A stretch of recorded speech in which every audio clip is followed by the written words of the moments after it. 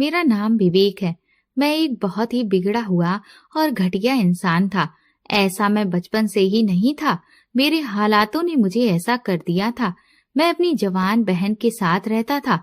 मेरी बहन को बचपन से ही पोलियो था। वो चल नहीं सकती थी। हम दोनों भाई बहन का इस दुनिया में कोई नहीं था। मेरी बहन घर में रहकर घर की देखभाल करती थी और जिस तरह से भी होता था घर के काम कर लिया करती थी। बचपन में ही हमारे पेरेंट्स हमें छोड़कर चले गए थे। पेरेंट्स के ना होने की वजह से मैं बहुत बिगड़ गया था।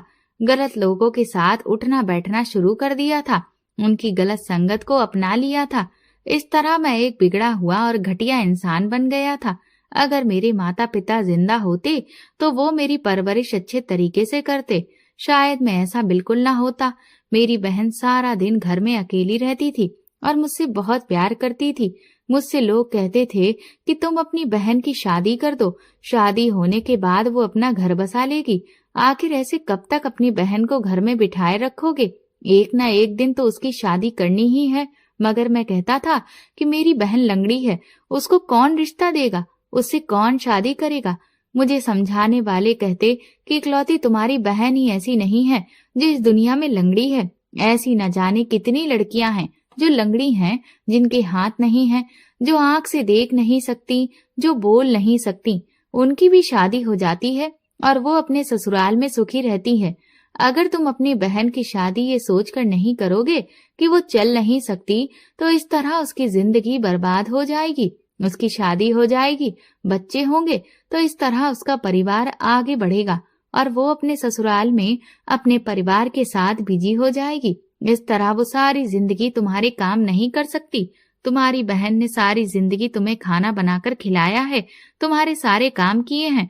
उसने कभी तुम्हारे मामले में दखल अंदाजी नहीं की। तुम जो कुछ भी करते हो उसे उस बात का कोई मतलब नहीं होता। तुम्हारी बहन बहुत अच्छी है। तुम्हें उसकी खुशी की खातिर उसकी शादी करनी पड़ेगी। ये बात मेरे दिमाग में आ गई थी। बात भी सही थी। आखिर इस दुनिया में न जाने कितनी ऐसी लड़कियां थीं जिनके अंदर कोई न कोई कमी थी और वो अपने ससुराल में सुखी थी। यही सोचकर मैंने अपनी बहन का रिश्ता लगा दिया था। मेरी बहन देखने में बहुत खूबसूरत थी। मैं भी बहुत स्मार्ट था, क्योंकि हम दोनों के मम्मी पापा भी बहुत खूबसूरत थे। हम बिल्कुल अपने पेरेंट्स पर गए थे। मैंने अपनी बहन की शादी अपने दोस्त के ही एक जानने वाले के साथ कर दी थी। मेरी बहन विदा होकर अपने ससुराल चली गई तो मैं घर में बिल्कुल अकेला पड़ गया था। अब मुझे और भी ज्यादा बेफिक्री हो गई थी, क्योंकि जब मेरी जवान बहन घर में रहती थी तो मैं घर के एक दो चक्कर लगा लिया करता था या फिर उसे घर का थोड़ा वह सामान लाकर दे दिया करता था।